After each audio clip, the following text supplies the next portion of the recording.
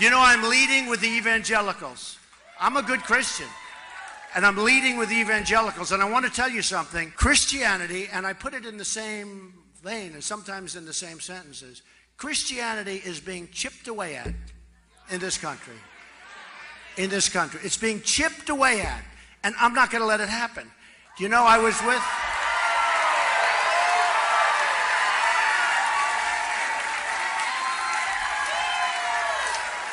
with a whole room full, like 50 pastors, ministers, great people, some of whom I knew pretty well and some I don't. And I said to them, let me ask you a question. How many Christians, evangelicals, but just Christians, do we have in this country? And they were saying maybe 250 million, maybe 260 million. I said, so that's more than we have women. It's more than we have men. It's by far the biggest group.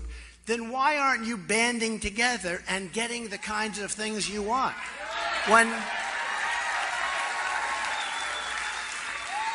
When people talk about we need a temporary ban on Muslims until we find out what is going on here, okay? There is total outrage. When people talk about Christians and Christianity, there's no outrage. There's no outrage. I said, let me ask you, and these are great believers, these are great people, these are strong people, smart people. I said, why is it, and I think I really found something that's very important for all of us, why is it that you people don't have a stronger lobby? And during Lyndon Johnson's regime, I will call it, because that's sort of what it was, if you think about it, but during his term as president, they passed something where the tax deduction is under siege if they do anything that's a little bit off. Okay? So they're going to lose tax-exempt status, right? And I said, wait a minute, that's right, that's the answer.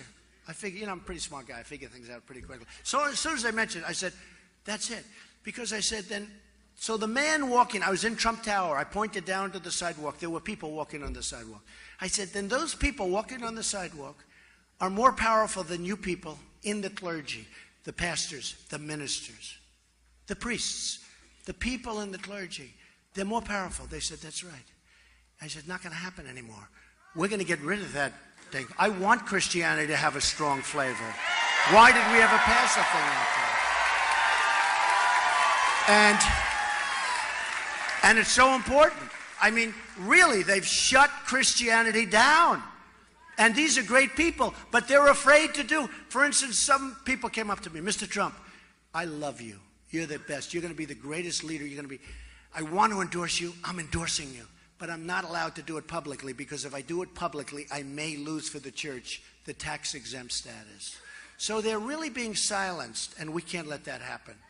We can't let that happen. I don't care about the endorsement.